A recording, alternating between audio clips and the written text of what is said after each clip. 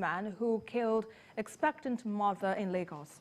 And later on the show, on the midweek special, Governor Yahya Bello declares holiday as President Buhari inaugurates projects in Kogi State on Thursday. I will be hanging out with Babajide Kolade Otitoju. Journalist Hangout starts now.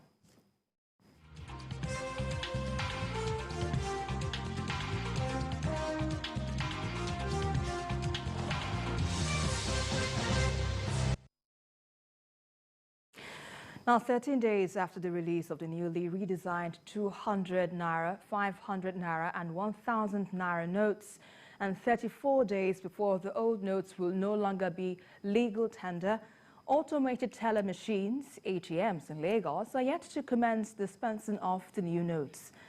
And following the redesign of the Naira denomination, the CBN sets January 31st, 2023 as deadline for all the old, after which they will cease to be legal tender.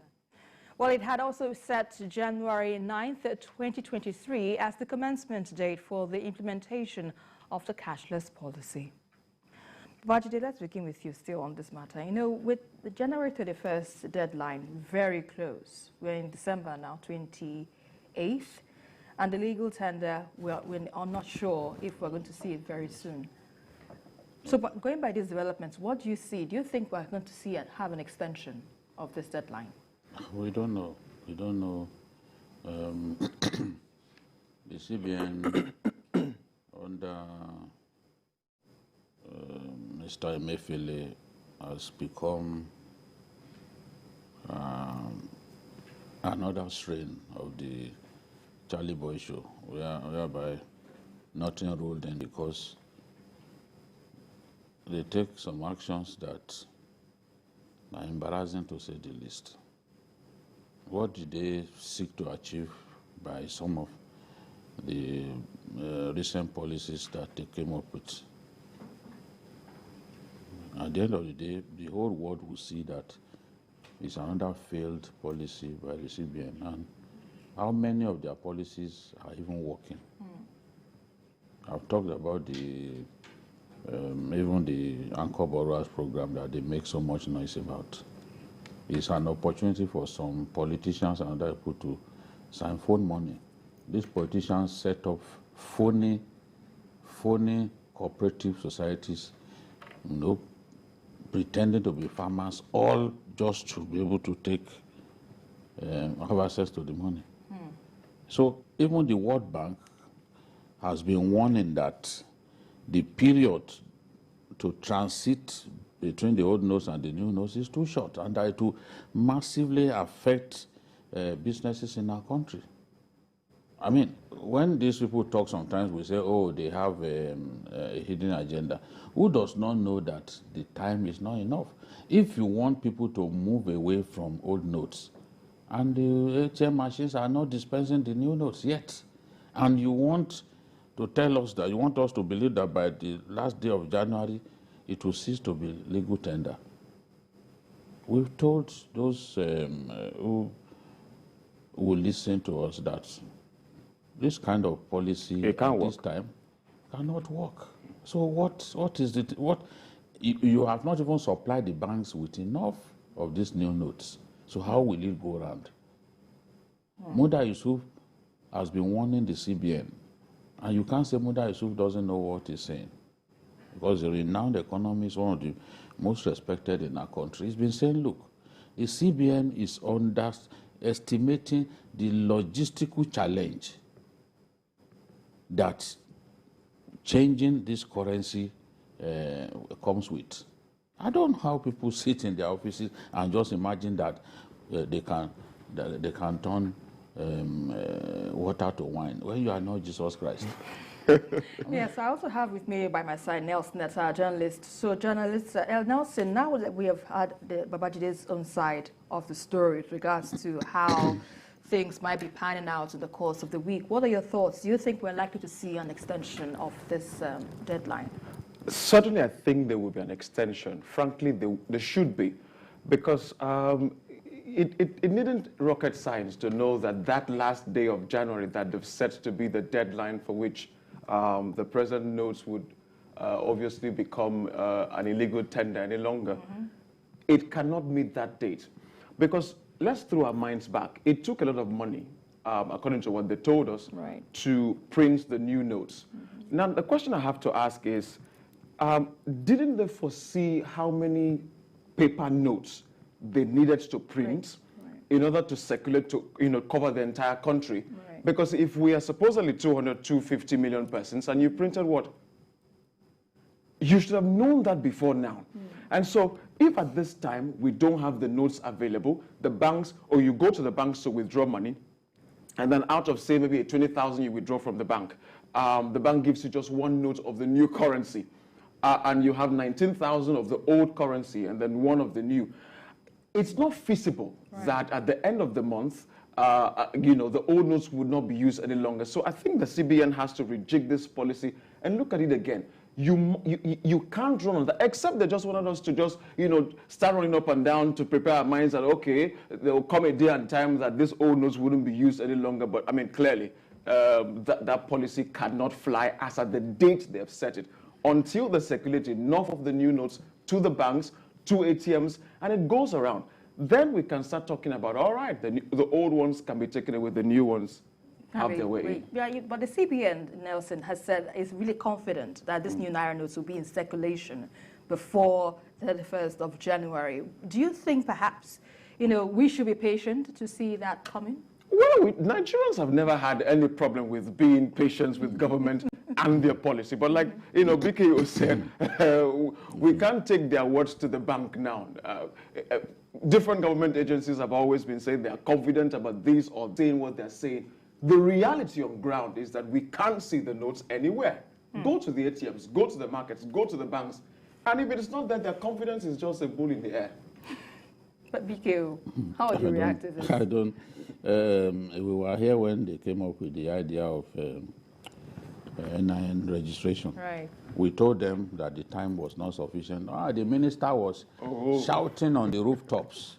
He was shouting and shouting and said, no, it has to, they will not extend it, they will not. What did we see? They didn't even have enough vendors to attend to people. It was in the course of the program that they started getting more vendors so that more people will be reached. It was in the course of the exercise that they now began to deal with the telcos. Those companies are wondering how they could be of assistance. It was in the course of this whole thing that even the banks were involved, because once you already have the BVN, it makes it a lot easier. Some of what they are asking for, it's already had. The BVN. So at the end of the day, it became a continuous thing. The deadline that they set was thrown out of the window. We told them it would not work at that time. But some people say, oh, let's listen to them. It's government. You like to criticize government too much. Let us be patient with them. Let's see where they've already told us it will work. Oh, did they not tell us that they will have a good hang on our foreign currency policy? When this new CBN governor, the current CBN governor, got into office, Naira was exchanging at less than 200 Naira to a dollar. Where are we today? Is that the sort of person that you want me, so when he says something, I should take it to the bank? I'll believe him. When they said, was it not Kenny Rogers who said, no, I think it was Dan Seals, who said, fool me twice. Then it means I'm a real fool. All right, let's leave the discussion he for said, that. Fool me twice, shame on me. To talk about this, fool me once, shame on you. Fool me twice, shame on me. So this looks like a fool me twice affair, and we can't take it. I'm not going to be anybody's fool. Let's wait and see how things pan out. I won't be anybody's fool. Let's quickly move on to our next issue of discussion. We're following an accident that claimed 7 lives and left several others injured during the bikers parade at the carnival Calabar on Tuesday. Governor of Cross River State, Professor Ben Ayade, has visited the Navy Reference Hospital Calabar to empathize with the victims and pay their hospital bills. He added that every arm of security agencies will be fully deployed to ensure that justice is done in the unfortunate incident. Nelson, let's begin with you with this. You know, it's quite a tragic story to hear that this would happen at the Calabar festival, of carnival rather, which has been described as the pride of Nigeria. What do you make of this? It's really sad, frankly, because the people went there to have fun, right, to enjoy the holiday season as it is. The Calabar Carnival is renowned all over the world. It's been there since the administration of Donald Duke, who brought the carnival into existence. And so it's an atmosphere of pomp and pageantry and joy and color and all of those. And so it's really sad that families, people went out to have fun and ended up in the morgue at the end of the day. First of all, our heart goes out to them. We sympathize with them, with the governor and the people of Cross River State for such an incident. However, I think such things could have been nipped in the bud if the agencies involved had done their due diligence. Number one, the barricades, even though the governor had said that those barricades were ran over by that vehicle or car that, that bike that went above board. If you look at those barricades, first of all, I mean, it's just like keeping this cup, here. There's nothing holding it. So it could be tipped off at any time. Now, on a route where vehicles are moving on a speed, if you see the videos of the bikes, party or parade, they move on a speed. It's not as if they're driving on a slow convoy. And so that already tells you that this is a bit of a risky movement, number one. Two, people who view this parade are also pretty close to the lanes where the vehicles and the bikes are running through. And so, again, you can't take away that thin line of human error. I know for sure, I'm not saying it was intentional for that vehicle to, veer off and hit those people. However, if those barricades were solidly mounted, then it could have also hindered the vehicle from running into those spaces. The other one is that where people are also standing to watch these things, you could push them a bit more further and say, leave the path and allow this path because of whatever could happen. And so I think, give or take, the government has its own fault. The people also have their own fault. But at the end of the day, it's a sad incident. So it was all part of human error from what you're trying to point out. But Babajide, do you think that could be the situation here, or what are your thoughts on this? I think it's a big planning mistake that happened. When you want to embark on this kind of exercise, like bikers having a competition or a parade, or motorcyclists that are involved in a competition, whether it's the Olympics and the rest, vehicles are not supposed to use that route at that time. So the people who allowed vehicles to use that route, knowing that there was a bikers parade, they must be very responsible people, honestly. They are not supposed to use that route. It should be exclusively for that time. For that time, it should be the road should be shut to other road users. The road should be shut so that these bikers will have full access to the road and they can be sure that they can't be knocked over by any drunken driver or anyone else. That's how we see it.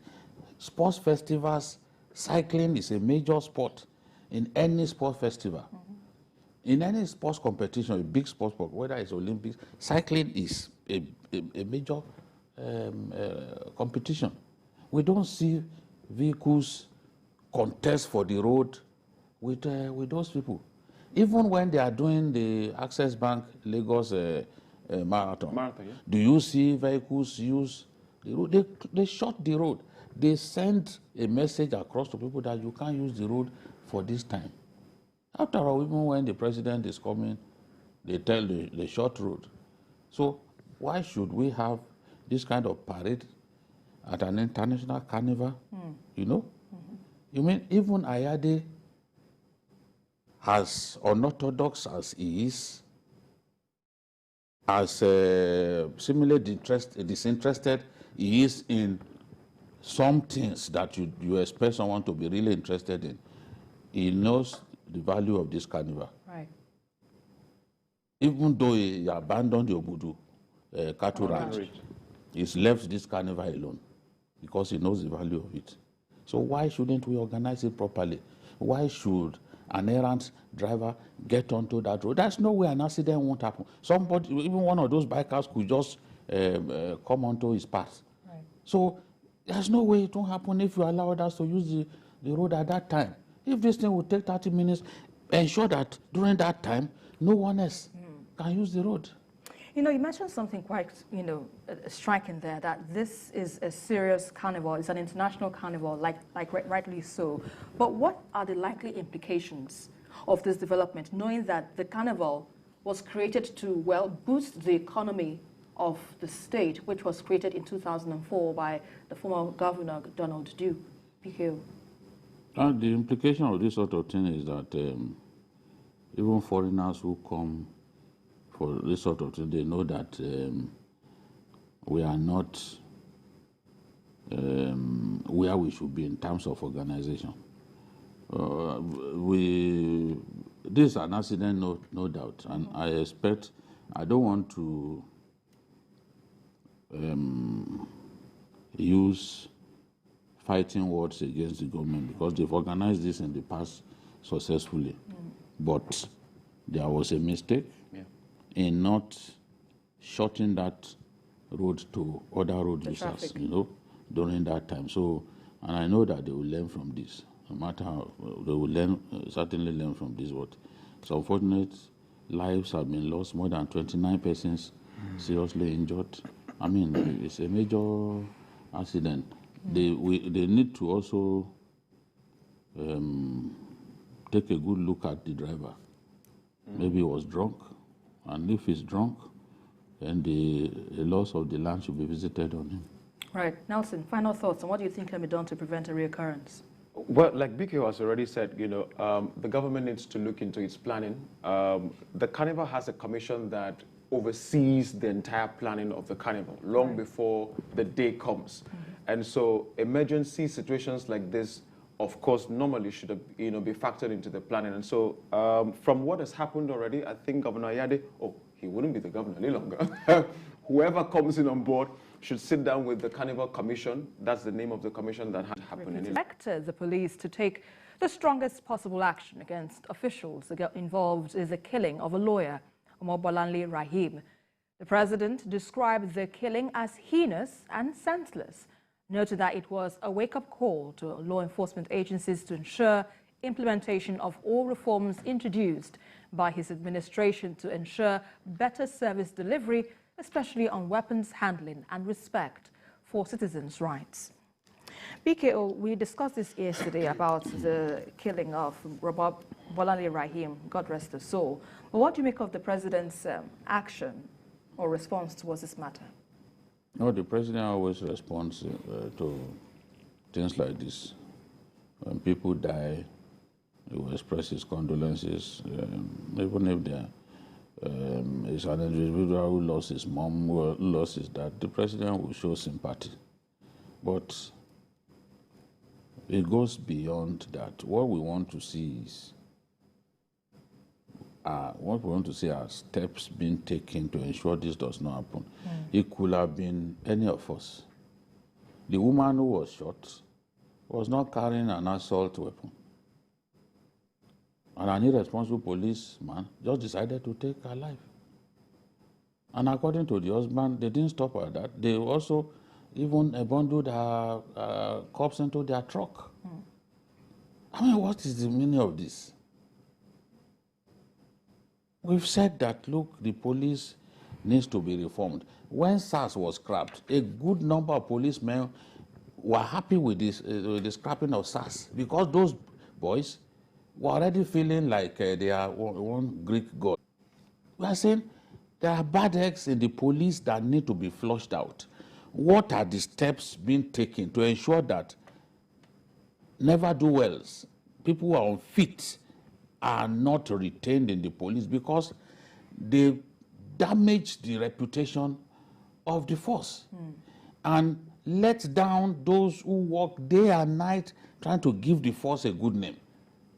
People like this fellow, they are the ones who damage the image of the police. So the police has to put mechanism in place to flush out undesirable elements from their ranks.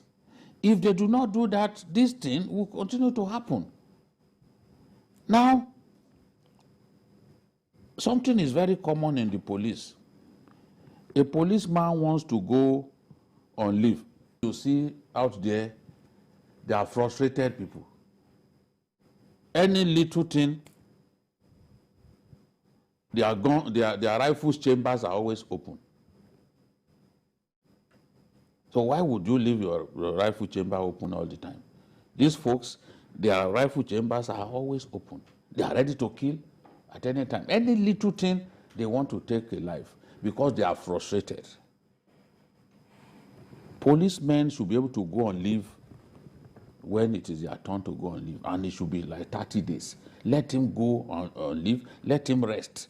We've seen even in the Northeast, those who had been in the Northeast for up to 4 years, some of them out of frustration, they turned the gun against their colleagues. What you call friendly fire in military parlance. Many soldiers have killed fellow soldiers. Some have killed their bosses because they are frustrated. The current chief of army staff designed a program now whereby these guys, they will give them a pass to enable them to go and see their relations. They'll put them in an aircraft, they'll go and see their relations, just to bring the tension down. Somebody who has been operating in an area for years and has not had the privilege of seeing his family, that's a disaster waiting to happen. I'm not saying that the fellow who killed this woman falls into that category, but I'm speaking in general terms that when you refuse to give policemen leave, and every time they ask for leave, you say, no, you can't go on leave now, you are creating problems. And then their bosses, a lot of their bosses, simply sit in their offices. Policemen, senior policemen should regularly go around to see how their boys are doing on the field. When Edgar was commissioner of police here, and I think even Odumosu did that to an extent, they'll go out at night, just moving around at night, trying to find out whether some policemen are misbehaving at their duty post. You won't even know, oh, the person is a police commissioner when he begins to talk to you. They need to do that a lot more. DPOs need to go out, try to find out how their guys are doing. Police commissioner should be able to also go out at night. That way, policemen will sit up. They know that if they misbehave, these unexpected visits can happen and they could be in trouble. Right. But if we don't create that kind of situation, more disasters will happen. The question is, who is next? Well, before we get to that, let's quickly go on a very quick break. You're still on to Journalist Hangout. We'll have more discussions on this very issue when we return. Stay with us.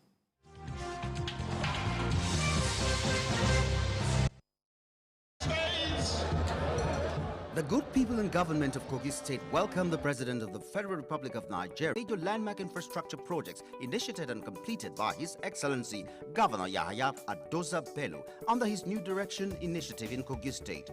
The President will commission, among other projects, the first ever flyover bridge in the state, the world-class reference hospital in Okene, equipped with the latest Signa Prime MRI scanner. The President will also commission the newly built ultra-modern general hospitals in Gegu and Iganyu areas of the state, the newly built model secondary schools, hundreds of newly constructed township roads, the Muhammadu Buhari Civic Center, the newly conceived and completed Confluence State University of Science and Technology COSTECH, the newly built Palace of Ohinoye of Ebira Land, among others.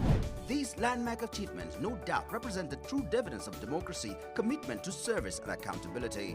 Once again, we welcome our President, His Excellency President Muhammadu Buhari, GCFR, to the Confluence State. Date, Thursday, December 29, 2022. Long live President Muhammadu Buhari. Long live Kogi State.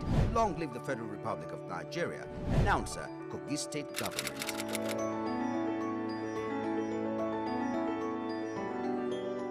As a ministry and our agencies, we've been able in the last 7 years to provide potable water to Nigerians, to 32 million Nigerians. 6,761 water schemes developed across the country in urban, small town and rural areas, providing 794 million liters per day. Like I said, we've reached out to at least 32 million Nigerians, providing water for them. From out of the state, we prioritized 36, and out of the 36 we prioritized, we've completed 30. And the rest, like I said, were either closed or transferred to the states. This message is brought to you from the Federal Ministry of Information and Culture.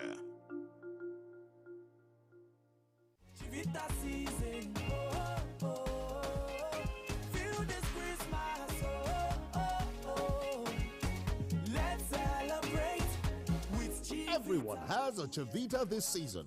What's your Chivita? This place will have a recreational park that is designed to make life comfortable. Wellness is key, and we're putting this place that will help people to, keep up on their health, where they could burn their fat. And the timeline for this project is estimated to start and end within 18 months. But however, it starts in phases. The first phase is to get this place secured and gated, which is done. Mowe is a growing city, and if you are very, very smart, then you realize that the Lagos-Ibadan expressway that is being developed is going to throw Mowe open furthermore. People that have gone ahead of us have great investment here, and even way in the 90s, even before we thought about coming here. So I think it's a good idea. Iderade coming here.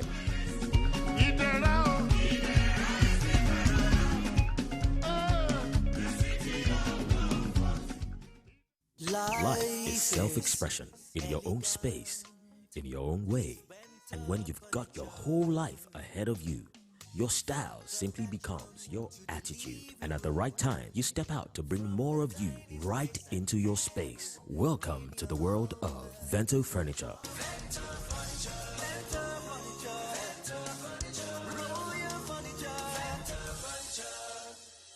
Season's greetings. Think home. Think Vento.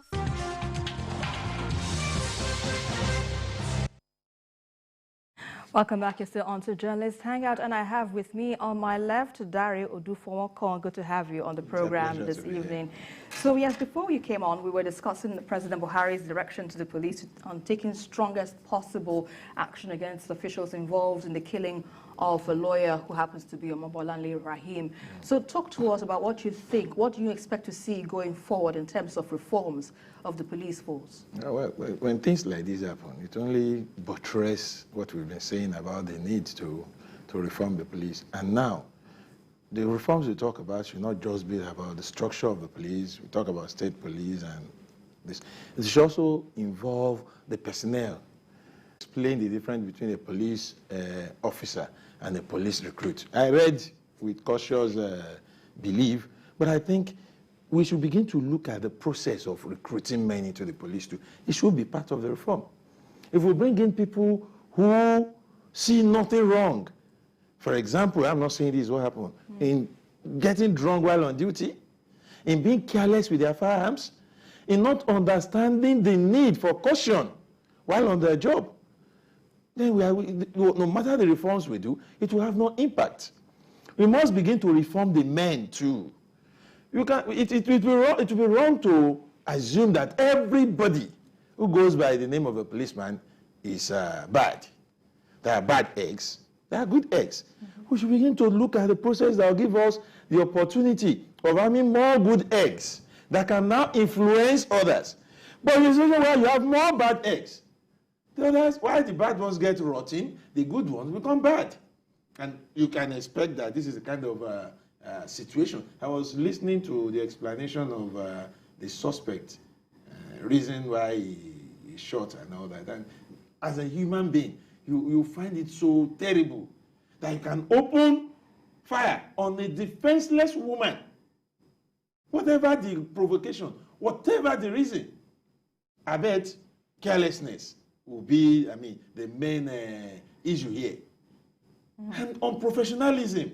So I want to believe that as we go forward, talking about reforms, we should take the reforms down to the personnel, to the men who every day, I mean, you drive on Lagos and other Nigerian streets too.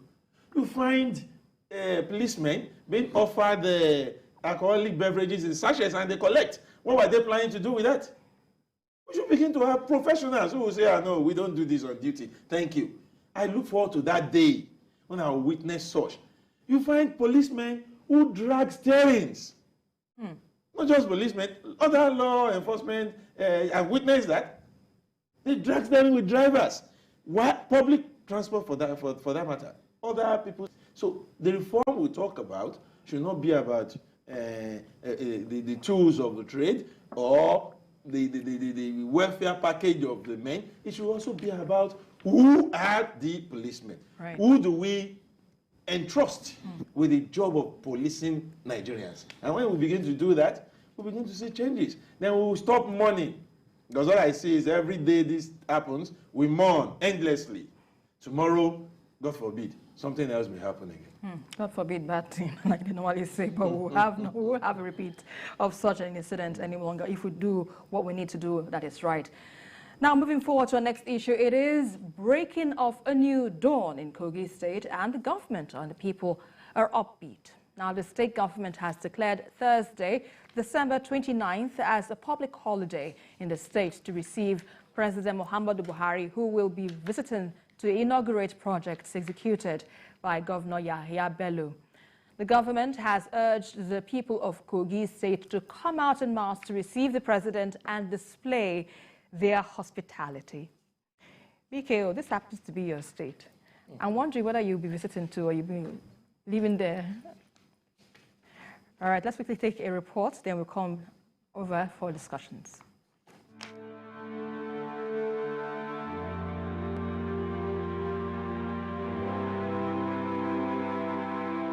Health, they say, is wealth.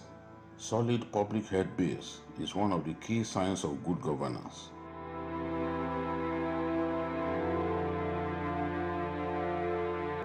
To this end, governments spare no effort in promoting public health, which has to do with the science of protecting and improving the health of the people in their communities by detecting, preventing, and responding to infectious diseases, among others.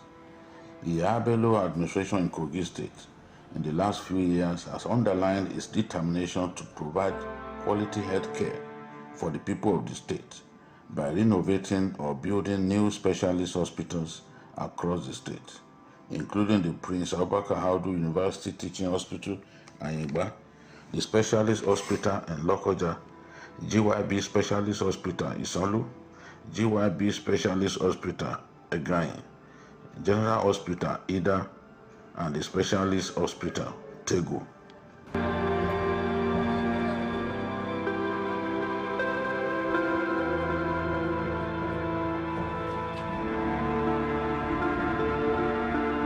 However, the reference hospital in Okene ticks all the boxes. It is without a shadow of a doubt one of the legacy projects of Yahya Bello administration, one which is meant to address the issue of medical tourism, which costs Nigerians about 664 billion every year. Okene Reference Hospital is also meant to serve as teaching hospital to the Confluence University of Science and Technology, a specialized university established just before the end of Governor Yahya Bello's first term in office. I had heard of Okene Reference Hospital and seen beautiful pictures of it in the online media, so I decided to travel to Okene to see things for myself. Located on the site of the old Okene General Hospital, the reference hospital boasts where all its wards are located. I was met on arrival at the hospital by Engineer Kabir Suleiman, state consultant, who handled the project. He spoke about how long it took to put the project to bed, as well as some state-of-the-art equipment installed therein. Behind us here, you can see the Okene Reference Hospital, 100% completed, fully furnished, fully equipped. Tell us some of those things. It has CCTV everywhere. Everywhere you are in this hospital, you are seeing somewhere. Somebody is somewhere watching everything that happens, both in and outside. Every action that happens in and outside the hospital complex. Then it has an internet facility which is meant to help check their duty as medical doctors here. He also described how challenging it was to work on the project and meet the governor's expectations. It was a tug of war. You know, that is why it is good sometimes when you have people of our age supervising a project like this. We can give it everything we have. Inside the building, the State Commissioner for Health, Dr. Zachary Usman, was waiting to show me around the inner recesses of the hospital, beginning with the dialysis unit. So the dialysis, consumes a lot of water, and it's not just water, but water that has large molecules and ions separated. So there's what we call this a technology known as reverse osmosis that treats that water specially for the machine.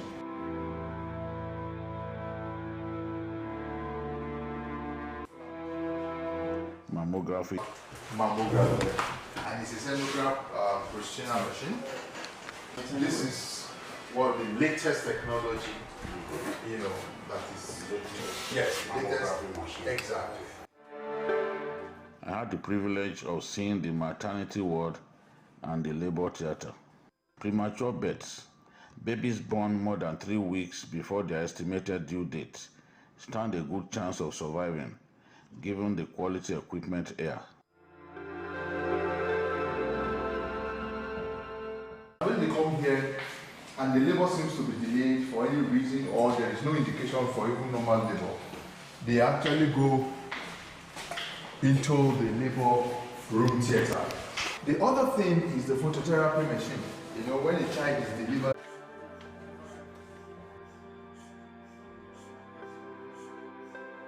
this is second in the world, first in Africa.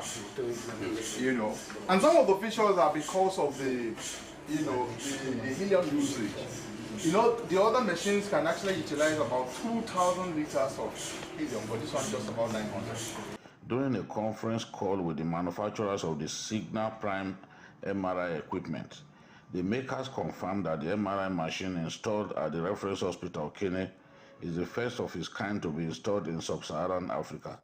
His Excellency Alhaji Yahaya Adoza Bello has been very ambitious and very decisive in equipping this hospital. So when I told you that this is the best hospital, it could as well be the best in Africa, I was not mentioning words. This here is a Revolution Magma CT scan machine, 128 slides, top-notch, high-tech equipment, cutting-edge technology, betting here, just like the MRI machine. From the radiography unit, we moved to the game-changing oxygen production unit.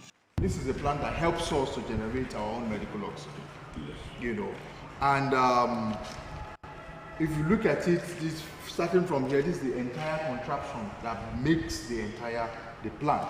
A very good day, between 7 to 10 cylinders per hour, and between 140 to 150 50 kg cylinders per day. What it means is that we can actually generate the oxygen for consumption more beyond the needs that we have in this state. So we are also creating a niche. We're creating opportunities for Kogi State is in the center of this country. We're bordered by about 10 states. And from the last time I've checked, none of these states have an oxygen producing plant. Dr. Zachary told me how proud he was to be the Commissioner for Health in Kogi State at this time.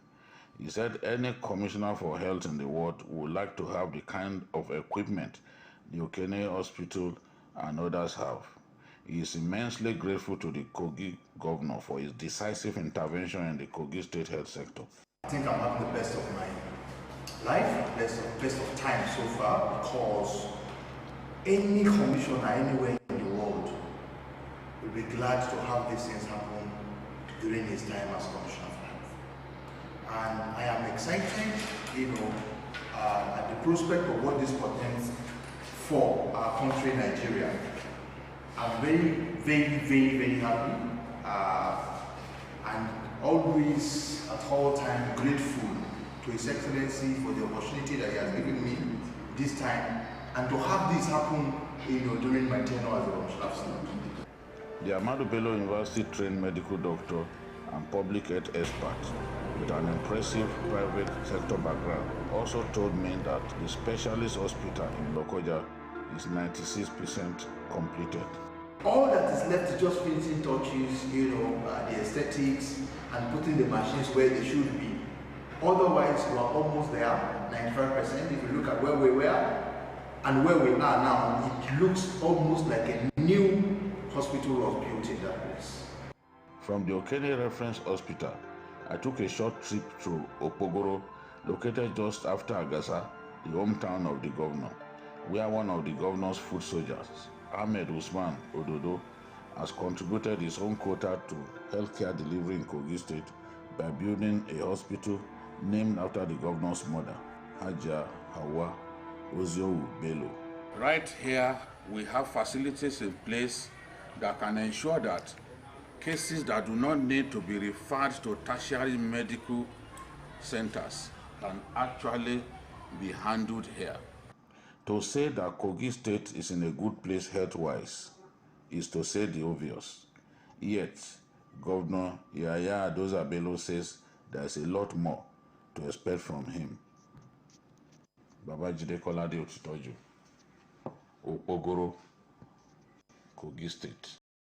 The studio. So BKO, yes, you've told us what we're to expect in Kogi State, but my question is, it is a good one for the people of the state and your state, but is that what the people really need, if I want to start with that? Of course, the people need the hospitals. Many people are going through a lot. The people need good hospitals. We are not doing well in that area as a country. We are not doing well. People are leaving Nigeria. We are spending 664 billion on medical tourism every year. So we need the best hospitals that we can find.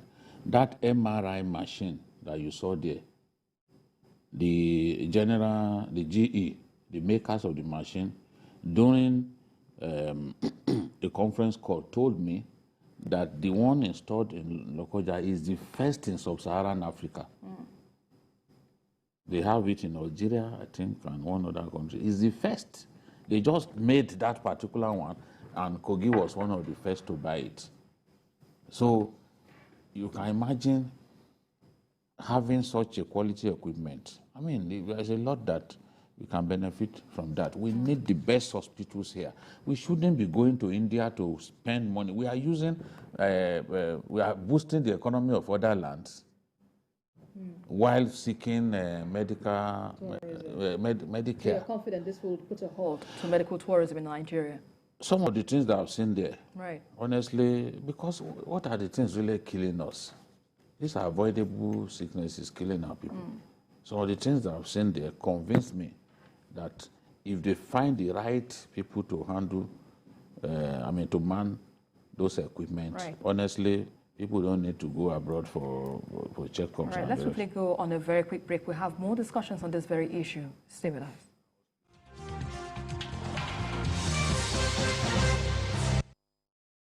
Country want better. Our country want better. Who go do one for us? Papa talk and move, Mama talk and move for a better Nigeria. Good life uncle. Now you we want to. Now you we need oh. Yeah, so people of Nigeria, they jolly for the better we want shele for we country. So as they ready to vote Asiwaju Bola Tinubu as the next president of Nigeria, our people don't look the matter well. Say na only Bola Tinubu don't do what everybody fit see. Now him get the experience where he go fit use take make our country better, make life sweet for we and our picking them. Bola Tinubu don't gather better plan to chase down war for we youth, better school, the security of lives and property, unity and peace for all we country people. People of Nigeria. But these and many other better things when in don't vocalize. It good make we all vote Asiwaju Bola Tinubu for president of Nigeria. Vote Kashim Shettima as vice president. Vote APC, the party where show broom. Now you we need oh. My brother, my sister, do you know that winning an election is not only about getting the majority vote? For that your candidate to be declared winner of the election, he or she must secure 25% of the vote in 2/3 of all states plus the FCT to be president, and 25% of the vote in 2/3 of all local governments of a state to be governor. This is constitutional, and every presidential candidate has had to pass this threshold. Even governors have had to make this mark to get elected in their states. We live in one country with different languages, religions, and ethnic groups. This is why it is not enough to have only northern votes, or southern votes, or eastern votes, or western votes. The only way to get elected as president or governor is by gaining enough support across the country and states. Let us make sure that we know now so that we don't cause an issue tomorrow. This message is brought to you by the Center for Democracy and Development, CDD, with support from the Foreign Commonwealth and Development Office, FCDO. Mr. President understands very clearly that this economy wouldn't have been growing consecutively, we wouldn't have been able to pull ourselves out of recession twice, and we wouldn't have been able to grow consistently without enabling the states to grow. It's because it is a federation and it is one whole nation. There is no president that has provided the level of support that Mr. President has provided to the states of the federation. He understands that the federating units need to work together as one to achieve the targets that he has set. With the support of His Excellency the President, been able to disburse 5.03 trillion Naira and an additional $3.4 billion to states by the federal government over the lifetime of this administration. This message is brought to you from the Federal Ministry of Information and Culture.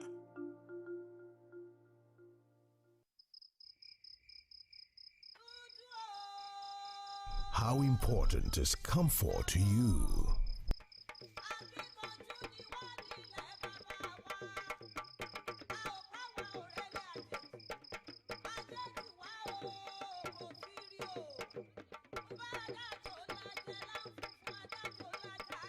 Is it as important as the day you discovered that self-love is the start of good life? Here is a comfort that your self-love, Iderade. Transit into your serenity.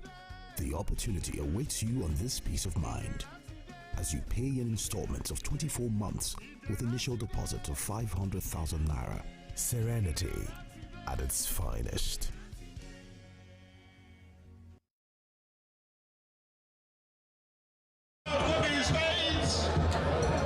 The good people in government of Kogi State welcome the President of the Federal Republic of Nigeria, His Excellency President Muhammadu Buhari, GCFR, to the official commissioning of major landmark infrastructure projects initiated and completed by His Excellency Governor Yahaya Adoza Bello under his New Direction initiative in Kogi State.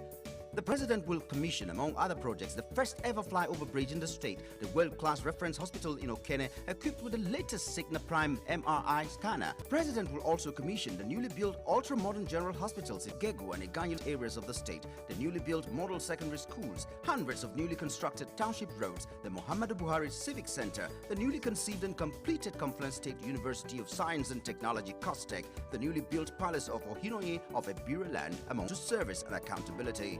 Once again, we welcome our President, His Excellency President Muhammadu Buhari, GCFR, to the Confluence State. Date, Thursday, December 29, 2022. Long live President Muhammadu Buhari. Long live Kogi State. Long live the Federal Republic of Nigeria. Announcer, Kogi State Government.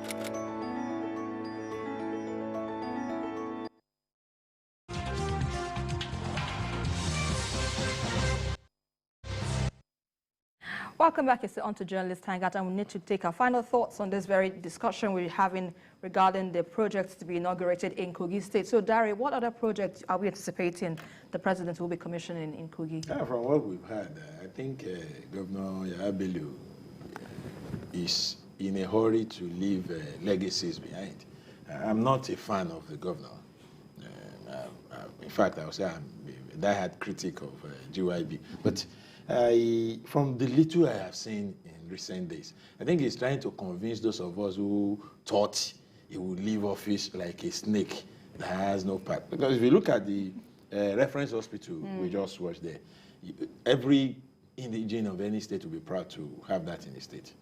From the little I watched on TV here, and you talk about medical tourism, that is something that should curb it, if not stop it, provided we have the right manpower now, and our own people get confidence in what is ours. And they manage the equipment. And they manage the equipment well. So that is something the president himself will be proud to be commissioning. I tell you, state of the art. And that speaks of GYB anyway. Irrespective of his shortcomings, one man who has got taste. He has taste. Whatever he wants to do, even in his clothings. Yes. When even in the way he talks, when he wants to, he says it with finesse. And I think it showed in the project. Then, aside the hospital, I've also heard of the GYB model schools. The one in Lokoja is a school that will compete favorably with any beautiful private school. And it's a public school. Of a school to tell you, we used to be ashamed of what our school was. We want to invite our friends from other states to come and see. From what I learned, the school was demolished, rebuilt to taste. And the visitors to the school have told us that it will compete with some private institutions in other states. That is something we should be proud of. Beyond that, we've also heard of the first flyover in Kogi State. So whatever it is in Ghana, whatever it is we are saying about Bello, at least so you cannot take some things away from. And from what I learned, the reference hospital is going to be to serve the Confluence University is also building. That's why I said he appears to be in a hurry to leave legacies. Oh, he's in a hurry now. If he had done half in his first term of what he's doing now in his first term.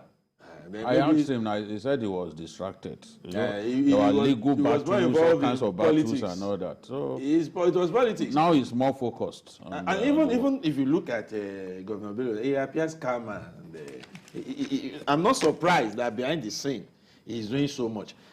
He's bringing the president now to commission projects. And tell me, who won't be proud to have a young man in office?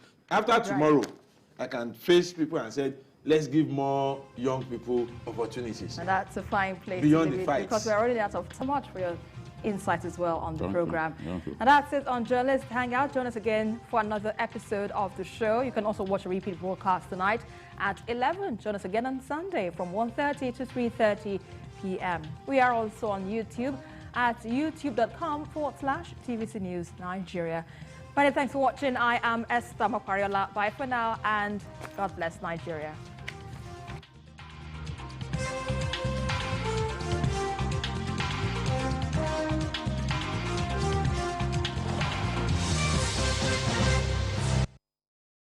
Think of a university. You think of a place where you will go to cut out your future. And when you get there, you realize there's a lot more to it. The beautiful structures, facilities and ambience. A place where you meet great minds, experience different cultures and